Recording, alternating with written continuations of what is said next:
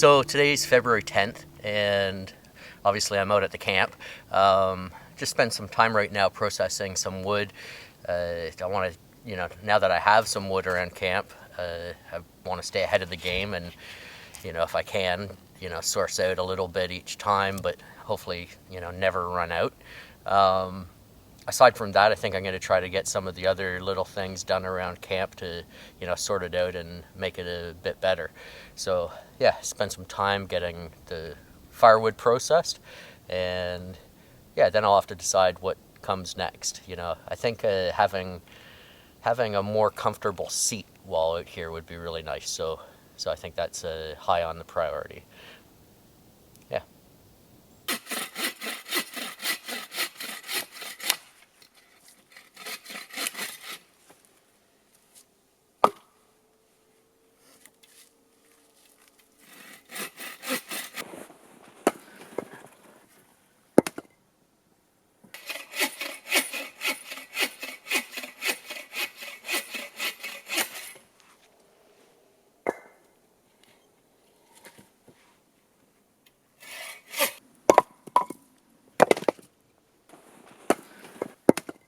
Okay, well, I've been working away processing wood. Got a fair amount done, but I realized that I'm going about my day wrong. In fact, I think I've been going about things a little bit wrong all along. So, actually, in fairness, there's definitely been some things that I've had to do first. But at this stage, my goal today was to get wood processing done and then work on some better sitting arrangement. The thing is, every time I'm out here, I spend probably 90% of my time working and then 10% relaxing. What I really should be doing is figuring out what I can do to make my work more efficient, and that was my so-called eureka moment. What I'm going to do is I'm going to switch gears and I'm going to build myself a sawhorse. So that's going to take away a lot of the frustration, the wobbling of the wood as I'm trying to cut it, and make my work more efficient, and then give me more time that I can relax out here. Okay, so yeah, let's build a sawhorse. Okay, so the first thing I'm going to do is I've got this nice long timber here. I'm going to cut it to length. I think that all I really want is for it to come out about 4, maybe 5 feet away from this tree here. And then similar to what I did with my ridge pole, I'll lash it to, again, probably about 4 feet up. Now, I might go a little bit lower than 4 feet, just because I've got snowpack, and I don't know how deep the snowpack is. I'm guessing it's probably about half a foot right now. So if I go 4 feet, then it'll end up being like 4.5 feet when the snow melts, and that might not work so good. So if I go a little bit lower for now, about waist high, then as the snow melts, it might come up a bit and still work. If I need to, I can adjust it later on, so not really a big deal. So yeah, so I'm going to cut this pole and get it to about 4, maybe 5 feet long, and then I'll work out something for the legs at the other end.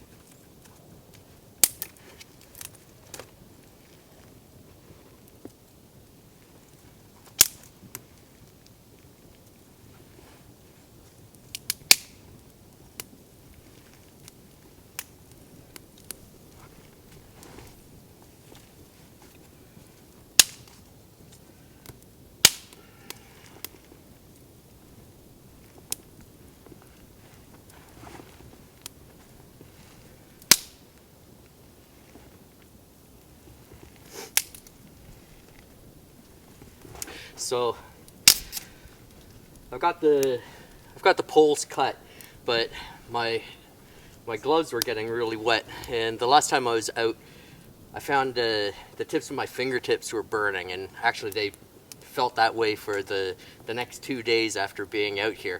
So I know that I nearly had frostbite, and or even a mild case of frostbite at the tips of my fingers. So I need to take that a little bit more serious, and you know,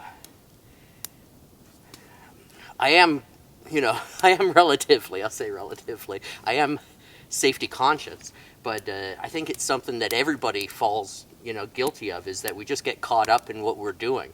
I do bring 2 pairs of gloves out, but you get working and you feel warm and everything, and then afterwards you feel, the damage that you might have done. So anyhow, a little bit more experience under my belt, and I can say, potentially a near miss, but what I'm going to do is just watch it more carefully from now on, and things like wet gloves, when I notice that my hands are getting wet out in these temperatures, time to switch gloves or time to dry my gloves. There's no real rush, and I like my hands, I like being able to use them, so yeah, gotta take it serious.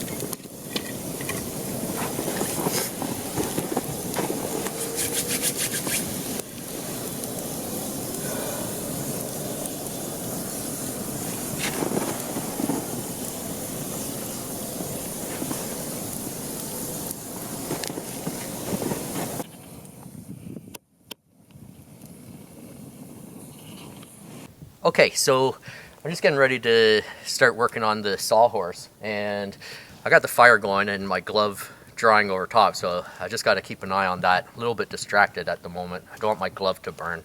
Should be okay, but anyhow. Also want to correct, earlier I said I was going to cut about 4 foot length and make that the main pole for my Sawhorse. I actually cut a bit longer. It's it's probably 5 feet, maybe 6 feet long, because I need to go past the tree that I'm going to lash it to. And then also what I'm going to do is I'm going to create a tripod, and then I'll sit the other end on top of the tripod.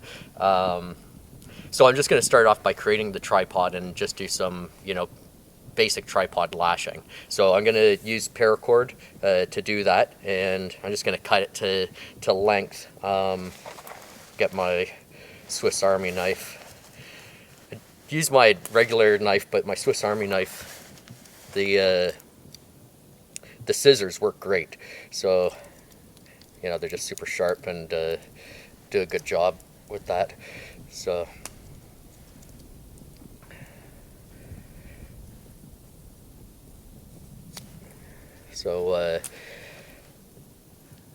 yeah, I think I just did it again. Distracted by the glove, not paying attention. I probably should measure the paracord first and then cut it to length. So I'll just put this back together, I guess.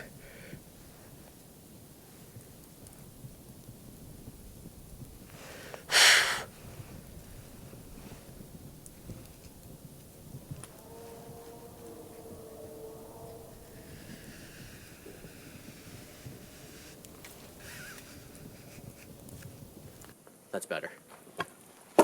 Okay, so I've got 3 decent sized poles. I want them to be, strong enough to support, a fair amount of shake and vibration when I'm cutting. So, they're probably 2 inches in diameter. So what I'm going to do is I'm going to create a basic tripod. Now, right, so you understand, right? basically make a triangle out of it, and then I'll have a V at the top, and I'll put my top pole in like that. So what I'm going to do is a basic tripod lashing, and it starts off with a clove hitch. Now, if you haven't done this before, what we need to do is we're going to do a clove hitch around the first one, and then we're going to weave through, okay, and back, kind of like making a figure 8, except with 3 parts, and then we'll tie it off. We're also going to have to do some frapping, okay? So if you can imagine, wrapping is going around the pole, frapping is going between it, all right? So we'll do our wrapping around each leg of the tripod, and then we'll go between them and we'll frap, all right? So I'll show you how to do that. Basically, the frapping is going to tighten it up so, you know, it's sturdy. All right, let's go. Okay, so clove hitch, right? Just to make a loop, right? Another loop, second loop behind the first loop, slide it over the end, and I want to come down so that it's enough that when it crosses over, I'll have enough space for the top pole to sit in. So I'm going to come down, you know, 9 inches or 12 inches down. So I'm not sure if this is actually in the camera right now. If it's not, I apologize. But basically, we just do our clove hitch onto the first one. Right? And now I'm going to pick up my other 2 and I'm going to start wrapping through. Okay, now it's important that I do start off with it relatively tight to begin with, where the frapping's not going to do anything later on.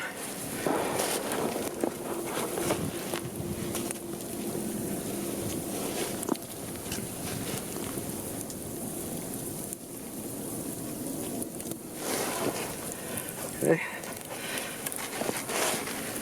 I'll go around here again.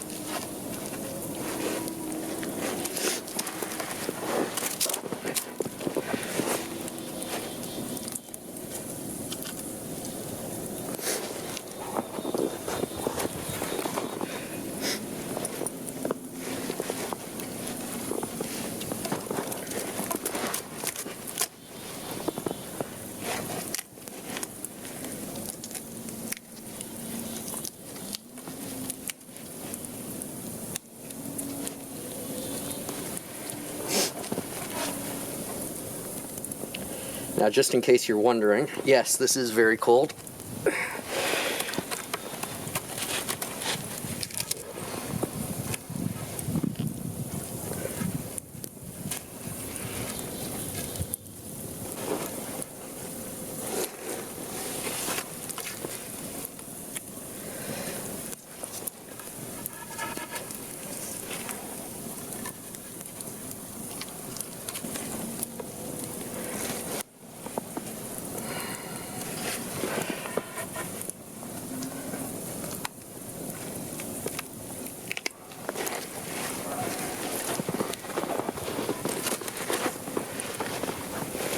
So I have my 3 poles lashed together now. So now all I need to do is just basically spread apart the bottom legs of them.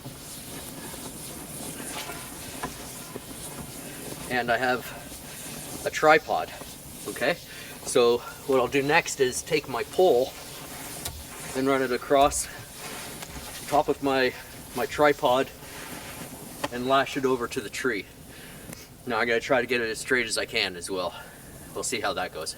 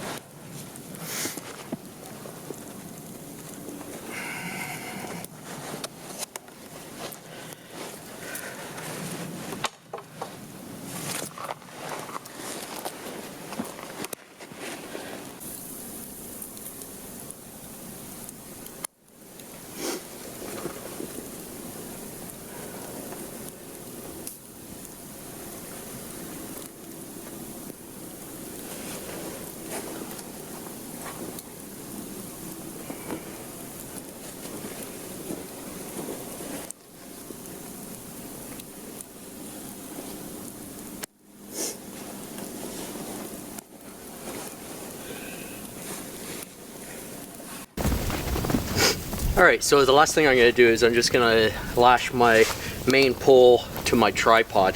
Now when I lashed the tripod together, I left some paracord to do that. I don't have to tie it on with a whole lot. I'm just going to go around a couple times and just secure the two together. So now it's not perfectly straight, but for its purpose, I think it'll work pretty good.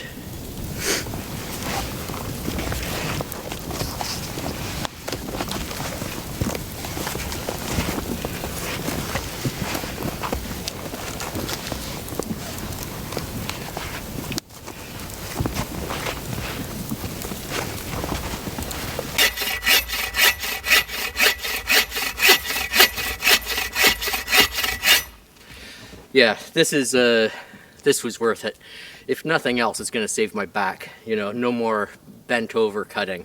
I think I'm going to have to probably put another cross piece at the other end or something so that it holds longer lengths and you know, stops a bit of the wobble just of the wood I'm cutting. But other than that, yeah, I'm pretty happy with it. Big improvement to camp today.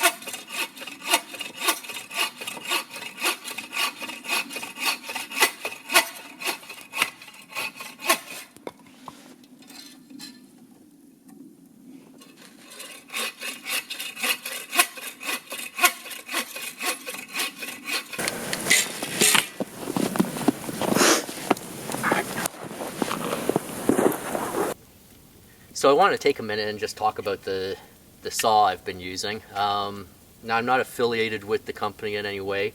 Full disclaimer, they did send me the saw a couple years ago for my trip into Wabakimi. And that was great, but they're not at all affiliated with me now, and you know, I'm not getting paid to talk about them, and that's not the purpose of what I'm going to talk about right now anyway. But what I want to say is that having some sort of saw, you know, this one in particular is great. It's compact, and it's lasted me a long time. It's still on the original blade 2 years later, and like that's two like big canoe trips plus tons of other little trips and all the work you've seen me do so far. But the thing is, what I want to say is having some type of saw in your pack, you know, if you're getting started camping or, you know, wilderness canoe tripping or, you know, anything like that, having some sort of compact saw, like it's it's a great investment, you know, really. So, you know, I've got a number of different axes, you know, a number of different knives, you know, all kinds of other tools, you know, cooking pots and everything else. The saw is probably the most used item out of all of my kit. Like you can just, you know, watch the videos of this Bushcraft series and you can see how much I've used it compared to using one of my axes or a knife. It gets a lot of use. So, you know, processing firewood, this is the bee's knees. So, you know, there's other saws out there, you know, the Silky, there's a lot of, you know, comparison between the Silky and the Boreal 21. I don't know the Silky, I've never used it. From what I understand, it's a great knife and, or sorry, a great saw. There's almost like a dispute between the two. People that say, you know, get a Silky, and people that say get a Boreal 21. I don't care, you know. It's you know, a saw is, well, no, a saw isn't a saw. There's definitely better ones, but you know, whatever suits you, that's the saw that you should get. But I think that, like, what you should look for is, you know, something that is, you know, that folds up, you know, that's compact, you know, that can slide into your backpack, or even when you're walking through the bush, you know, it folds up so that you can carry it, and, you know, you're not getting the teeth caught on, you know, the trees and vegetation as you hike through, you know, or even, you know, the blades exposed while you're hiking, and, you know, you could hit your leg or your hands or whatever. So, you know, having that it can fold up is fantastic. You know, I'd say as well, one thing with this, you know, it's ingenious. You know, you can see the teeth are pointing up right now, so when it folds in, you know, the blade is inside the saw, so there's no way you can get cut, you know, when it's packed up. So that's fantastic. Yeah, a good saw is, you know, it's the bee's knees for getting outdoors. My cousin Will, he had a bow saw that, you know, it folded up and packed into, you know, the main bar, so it was like a pipe, and the blade and everything fit into that, and then it, you know, you pulled it all out and you assembled it. That was quite cool. You know, it's going back several years now. And I don't think you can buy those anymore. You know, before getting the Boreal 21, I was searching for them. I know Lee Valley used to sell them, and yeah, just they seem to have disappeared. But I guess this is the new replacement for it. You know, great job, Agua Canyon, for, you know, seeing that there's a need out there and filling it. But yeah, as far as saws go, or, you know, kit in general, if you're starting out, I highly recommend you check out the Boreal 21 or also the Silky, and other saws out there. If you look at the type of saw that they are and how they fold up, then you can, you know, look at all the other saws on the market, and, you know, don't just order one online. You know, check out, ask people in the forums and whatnot what they like. In fact, you know, if you could leave a comment with this video, let us know what saw are you using, you know, why, what do you like about it. And you know, I think that's a huge resource for other people watching and, you know, getting into, you know, wilderness tripping or, you know, bushcraft or whatnot. Definitely a tool that's going to be used a lot, and you know, it's worth the little bit of research. And, you know, the bushcraft and, you know, wilderness camping community, we're quite good community. We're supportive of each other, and, you know, we're good at sharing knowledge and all that stuff. So yeah, if you leave a comment, let us know what saw you're using. Yeah, I think that'd be brilliant. Anyhow, rambling a bit about my love affair for my saw. Yeah, so still lots to do around camp. I got the Sawhorse done. I'm already processing wood a lot faster with it, saving my back. And now I think I can get more work done around camp. And definitely the next step, well, I say definitely now, but one of the next steps will be to get myself something better to sit on. So, yeah. Anyhow, I'm going to get processing some more wood.